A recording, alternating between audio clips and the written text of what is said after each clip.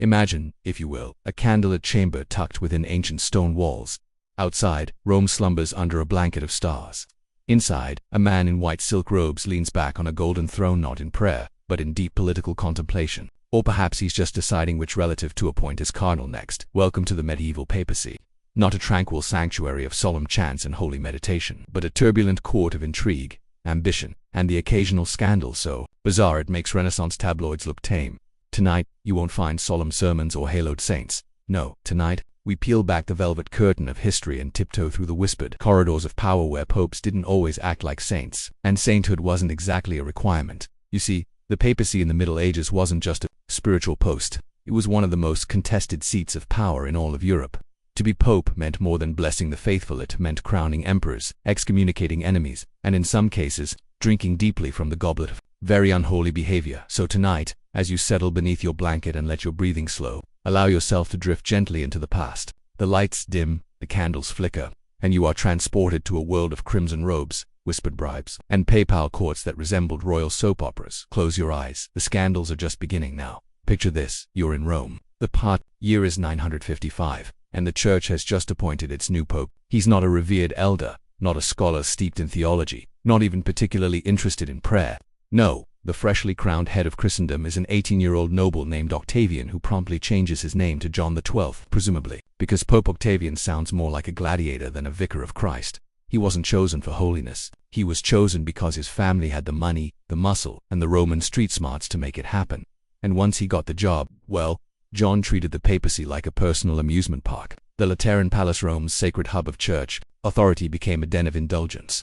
Dice games in the throne room, drunken feasts in the chapel, and, allegedly, mistresses wandering the halls like confused nuns who took a wrong turn. One chronicler claimed John turned the palace into a brothel. Another wrote that he blessed people with his left hand, the medieval equivalent of flipping the faithful, the spiritual bird. He ordained deacons in stables, toasted pagan gods at banquets, and reportedly offered church lands in exchange for favors. But power wasn't just a game to young John. It was personal. He had political enemies blinded, tongues cut out, and once raised an army just to immediately lose it and beg for help from the German emperor. Then, naturally, he betrayed the emperor the moment his back was turned on. And how did it end? Not with a solemn final blessing, but with a stroke in bed, with a married woman. Some say it was divine judgment, others say it was her husband. Either way, the boy pope left the church with a headache and the papacy with one of its earliest cautionary tales. Now let's stay with Pope John XII just a little longer, because like any character in a medieval soap opera, his story doesn't wrap up neatly after a few scandals and a drunken feast. Oh no, this is the Middle Ages, after all, where drama is rarely in short supply. After a series of spectacularly unholy acts, gambling in sacred halls, blessing sinners with his left hand, and toasting Satan, yes, Satan at banquets, John eventually found himself in deep trouble. His chaotic rule, unpredictable alliances, and wild lifestyle had earned him enemies in every corner of Rome and beyond. At one point, desperate and surrounded, John sent word to Otto I, the German emperor. "Come save me," he cried, like a petulant teenager who had crashed his chariot and wanted dad to fix it. Otto, perhaps too noble or too curious, obliged. He marched into Rome, deposed John, and installed a new pope, one with fewer mistresses and more sobriety. But John, he wasn't done. He came back. Of course he did. Through bribery, threats, and the sheer chaotic charm of someone who had absolutely nothing left to lose. John XII took back the throne. For a brief moment, it looked like the Vatican was trapped in a comedy of errors with no punchline in sight. And then just as suddenly as John was gone, dead, collapsed in bed, next to a married woman. Some claimed it was a stroke. Others whispered it was divine punishment, and the more skeptical believed it was something far simpler, a jealous husband with a firm hand and very bad timing. However it happened, the boy pope was no more. And the chair of St. Peter's sighed in relief. If you thought one scandalous pope was enough for the night, let me introduce you to Benedict IX, a man who decided that being pope once just wasn't fulfilling enough. He became pope the first time around the year 1032. He was about 20 years old. Some say younger, which of course is much too young to run a global religion, but apparently just the right age for throwing lavish parties and bringing wild animals into the papal palace. Yes, wild animals. Benedict IX wasn't what you'd call spiritually mature. His reign was marked by so many rumors of immorality that medieval chroniclers began running out of words for unholy. He was accused of simony, bribery, orgies, and using the church like a personal playground. Eventually, even his supporters had enough. He was forced out by a rebellion. But Nessery came back. Twice. You see, Benedict wasn't just controversial, he was persistent. After being ousted, he returned. reclaimed the throne. And then here's the twist: sold the papacy. Yes, he literally sold the title of pope to his godfather for gold and a villa. Apparently he wanted to get married. Romantic, perhaps theologically horrifying, absolutely. But after the woman in question declined, as any sensible person might, when your suitor is a disgraced pope with a history of lines in the palace, Benedict had second thoughts, so he came back. Again, and once more, chaos reigned. The church now had 2 popes, and then eventually 3, each excommunicating the others like children arguing over who gets to wear the crown. Finally, the emperor intervened, and Benedict, he was excommunicated, banished and mostly forgotten. Except by us here, in the quiet of this night, we remember him, the pope who sold his job, lost his love, and couldn't quite let go of the hat. Now, let's rewind just a little and take a closer look at what may be the most bizarre motivation ever recorded for a pope stepping down. Love. Yes, to love. Benedict IX, wild, scandalous, repeatedly pope decided, at one point, to give it all up. The palace, the power, the papal vestments, all for a woman. According to some accounts, he sold the papacy to his godfather because he wanted to marry her. A bold gesture, grand, almost poetic. Unfortunately, she said no. Perhaps she wasn't thrilled at the idea of dinner parties where half the guests were excommunicated. Or maybe the thought of being married to a man who treated the Vatican like a wine-soaked brothel didn't quite align with her life goals. Whatever the reason, she declined.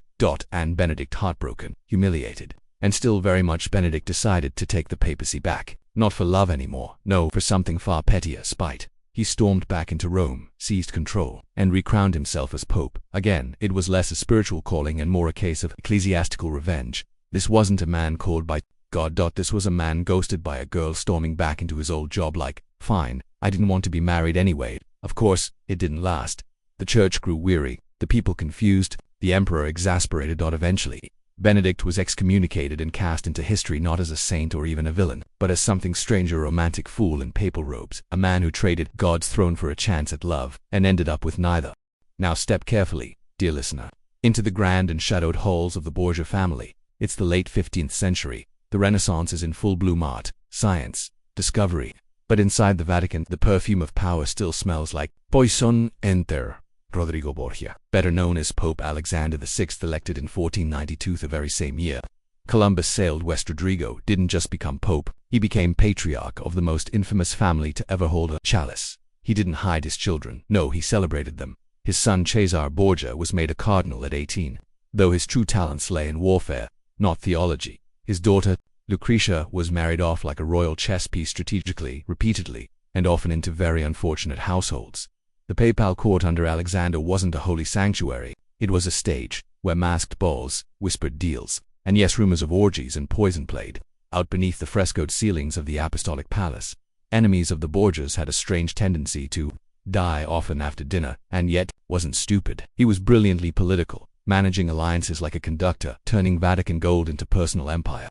He crowned kings, waged secret wars, and built a dynasty in red and gold. He was the CEO of the church, with a dagger in one hand and a family crest in the other. Some called him a monster, others a master. He died in 1503, perhaps of malaria, perhaps of poison, perhaps of karma, but his name lived on in shadows, in whispers, in every tale where ambition dines with sin. Because when the Pope throws a feast, it's best to check your cup. Now let's turn our eyes to the next generation, because when your father is the Pope, and not just any Pope, but Alexander VI, the most ambitious Borgia in history, your childhood is unlikely to involve lullabies and apple picking. Let's begin with Cesare, the golden boy, the cardinal in crimson robes, and then, suddenly, the general in gleaming armor. He was made a cardinal at 18 because what says spiritual leadership like a teenager with a short temper and a long sword. But Cesare wasn't built for church work. He was drawn to the battlefield, and when his brother Giovanni mysteriously died, dumped in a river, rumors pointed at Cesare. Even his father didn't seem particularly upset. Shortly after, Cesare resigned his post in the church, an almost unheard of act, and transformed overnight into a ruthless military commander, funded by papal coffers and fueled by family ambition. He carved his way across Italy like a Renaissance warlord, charming, brilliant, and absolutely terrifying. And then there was Lucretia. History has not been kind to her, depending on the account. She was either an innocent pawn or a scheming poisoner with a soft voice and steady hand. She was married 3 times, not for love, but for politics. 1 marriage annulled, 1 husband murdered, the 3rd survived long enough for her to become Duchess of Ferrara. The rumors never stopped, whispers of incest, poison rings, and secret lovers hidden in Vatican corridors. But beneath the scandal, there was also something real. Lucretia, the patron of the arts, the strategist, the survivor. Together, Caesar and Lucretia blurred the line between royal family and organized crime, and through it all, Pope Alexander looked on proudly like a father at a school play, where everyone gets stabbed by Act 2. Now the curtain rises on a new pope, not a poisoner, not a seducer, not a schemer in silk gloves. No, Julius II was something entirely different. He was a general. They called him the warrior pope, and it wasn't a metaphor. This was a man who didn't just talk about reclaiming lost papal lands. He strapped on full armor, mounted a warhorse, and led actual troops into battle. Sword in one hand, cross in the other. He cursed like a soldier, shouted orders in Latin, and made it very clear God might forgive his enemies, but Julius wouldn't. He wasn't soft, he wasn't subtle, but he had vision. Julius wanted Rome to rise again, not just spiritually, but artistically. And so, when he wasn't laying siege to rebellious cities, he was commissioning Michelangelo to paint the ceiling of the Sistine Chapel. Job Michelangelo hated so much he wrote angry poetry while painting upside down for months. Julius would check on progress by climbing the scaffolding and yelling, artistic encouragement, Roman style. He also hired Raphael to decorate his papal apartments. He began rebuilding St. Peter's Basilica because why not make God's house look like a palace fit for Caesar? His papacy was thunderous loud, expensive, full of triumph and temper. He wasn't interested in forgiveness, he was interested in glory. When he died in 1513, not in battle, but in bed, it felt oddly anticlimactic, because this was a pope who seemed destined to go out swinging, sword raised to the heavens, shouting orders one last time. Instead, he left behind something quieter, but far more enduring, a Vatican stronger than ever, and a ceiling that still leaves visitors speechless. And now the battlefields fade, the swords are hung. And the next pope doesn't gallop into Rome with an army. No, he glides in wrapped in velvet, humming madrigals and wearing silk slippers. Meet Pope Leo X, born Giovanni de' Medici of the powerful Florentine banking family. When he took the papal throne in 1513, he reportedly said, "Since God has given us the papacy, let us enjoy it." And enjoy it he did. Under Leo, the Vatican was no longer a war room. It became a salon, a palace of poetry, performances, banquets, and pet elephants. Yes, an elephant named Hanno, so beloved that Leo had a marble house built for it in the papal gardens. Lavish, certainly ridiculous. A little, but Leo saw the papacy not as a burden, but as a stage where art, wealth, and celebration could be forms of devotion, or at least very impressive party tricks. But then, the money began to run low. Julius's wars had left holes in the treasury. So, Leo turned to an old solution with new flair. Indulgences, forgiveness, sold at market price. Pay now, sin freely. Skip purgatory later. The faithful lined up coins, clinked. And somewhere in Germany, a monk named Martin Luther clenched his teeth and sharpened his nails. When Luther finally posted his 95 Theses in 1517, it was aimed straight at Leo's indulgence machine. Leo's response? He called Luther a drunken German who would change his mind when sober. Spoiler, he didn't, and the Protestant Reformation had begun. Leo died in 1521, reportedly from pneumonia, or ill. Or excess. Fitting, really, for a pope whose reign was a feast, from the first toast to the final bite. And now we hear it. Not trumpets, not sermons, not scandalous whispers behind velvet curtains, just a hammer. Clang. Echoing across a quiet university town in Germany. It's 1517, and a monk named Martin Luther is walking toward the door of the castle church in Wittenberg, holding a piece of parchment and a firm conviction. The parchment lists 95 Theses, not poetic musings, but direct, biting complaints against the church's growing indulgence business, against the idea that salvation could be bought, against the notion that forgiveness came with a receipt. And with one swing of the hammer, Luther didn't just pin paper to a door, he cracked a centuries-old wall. He didn't hate the church, he wanted to fix it, but the church, especially Pope Leo X, didn't take it well. At first, Leo dismissed Luther as a drunken monk who would change his mind when he sobered up. But Luther didn't sober up. He wrote, preached, translated the Bible into German, denied the Pope's authority entirely. And as his words spread faster than ever, thanks to that pesky new invention, the printing press, followers gathered, whole kingdoms listened. Princes declared loyalty to Protestantism. Suddenly Europe wasn't just arguing, it was splitting. The church that had stood for 1,000 years as a single institution cracked into two. The Protestant Reformation wasn't born of a rebellion, that it was born of a question, one that had lingered beneath centuries of silk and scandal. What if the church isn't always right? And tonight, as you lie in stillness, you might imagine that quiet monk with his parchment and his hammer, and the single clang that changed the world. Now, after all the popes and poisonings, perhaps you're ready for something gentler. Take a small detour into the medical beliefs of the Middle Ages, or as we might lovingly call them, beautifully wrong ideas wrapped in Latin. Medicine back then wasn't science, it was philosophy wearing a doctor's robe. And the human body, it was governed, so they believed, by 4 humors: blood, phlegm, black bile, and yellow bile. Health was balance, Illness was imbalance, and the solution. Often more bleeding. They had a fever. They bled you. A headache. They bled you. Feeling sad. Definitely bleed. Barbers. Yes, the ones who cut hair also carried leeches and sharp knives. You'd sit in the chair, get a shave, and possibly lose a pint of blood with your split ends. But it wasn't just bloodletting. People swallowed powdered, mummy actual ground-up human remains because they believed it contained life energy. It rubbed mercury into wounds. Used burnt hedgehog fat for baldness. And if none of that worked, they'd sometimes drink urine, because, well, someone thought it might help. And still, people survived. Laughed, loved, lived, because even surrounded by leeches and superstition, the human spirit endured.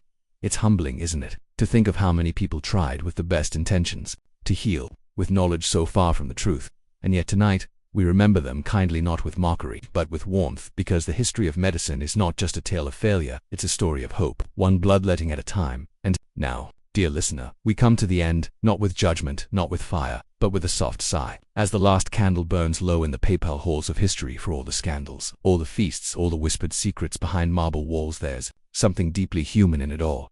Popes were supposed to be holy, and some were, but many were not. They were men ambitious, flawed, frightened, brilliant. Some ruled like emperors, others loved like kings, a few sinned like devils and repented like saints. Their stories are not just history, they are reminders. Reminders that power bends even the most sacred crowns, that religion can be both refuge and weapon, that institutions built to guide souls can at times lose their own, but also that through chaos something still endured. The church reformed, split, bled, rebuilt, and through every age dark or golden people still lit candles, still sang hymns, still believed in something greater. Perhaps that's the true miracle, that, even when men in robes failed, the faith of those in rags persisted. And so tonight, as you lie beneath your own roof, in your own century, far from poisoned goblets and papal swords, take comfort in this. History is messy. People are messier. The telling of it, that, at least, can be peaceful. So close your eyes now, let the saints rest, let the sinners sleep, and let the stories carry you softly into dreams. The scandals are over. The night is yours. Good night is yours. Good night. Now, if you thought papal scandals couldn't get any weirder, if you thought drunken banquets, bought-and-sold papacies, and spurned lovers in the Vatican were the peak of absurdity, then allow me to gently guide you into what might be the strangest episode in church history. It's called the Cadaver Synod. Yes, that's not a metaphor, it's exactly what it sounds like. A trial for a corpse. The year is 897. The Pope at the time, Stephen VI, has a grudge, a serious one, against his predecessor, Pope Formosus. The only problem, Formosus has been dead for nearly a year. But details. Stephen orders Formosus' body to be dug up, dressed in full papal robes, and dragged into a courtroom out there in front of a horrified crowd and an undoubtedly confused clergy. Pope Stephen convenes a full ecclesiastical trial against the rotting corpse of a former pope.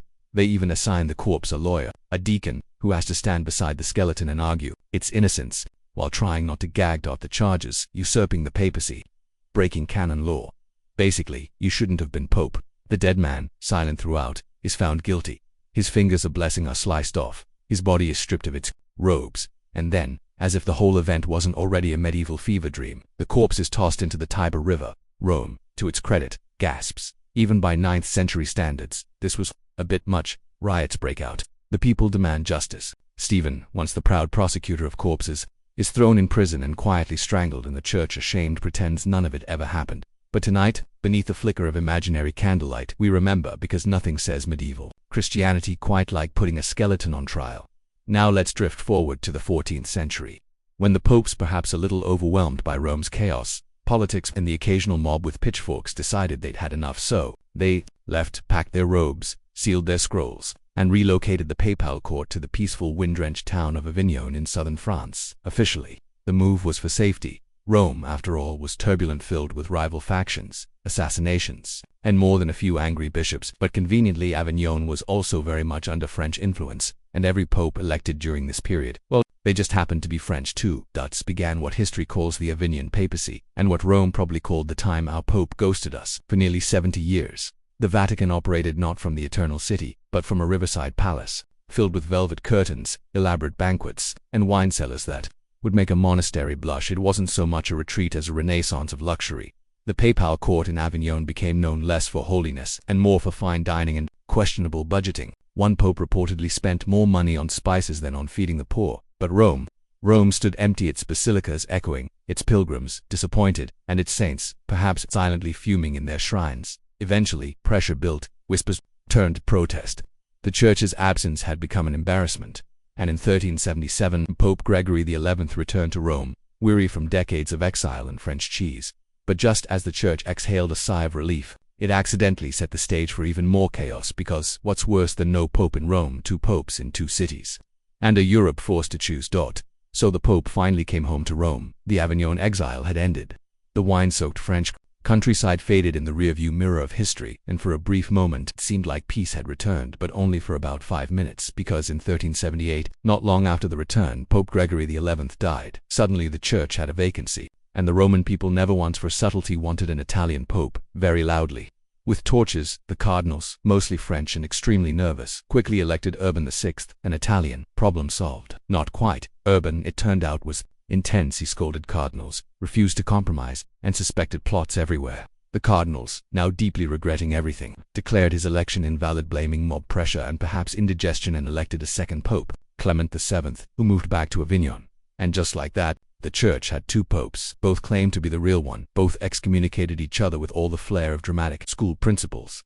Europe split like a theological divorce. France, Scotland, and Spain back to Avignon, England. The Holy Roman Empire and most of Italy sided with Rome.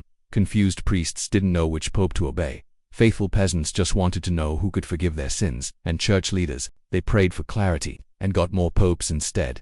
In 1409, a council tried to fix things by firing both popes and electing a third. Unfortunately, the first 2 didn't quit, so for a brief and bewildering time there were 3 popes, 3 hats. 3 thrones, 3 men claiming to speak for God. It was, as historians lovingly put it, a theological dumpster fire.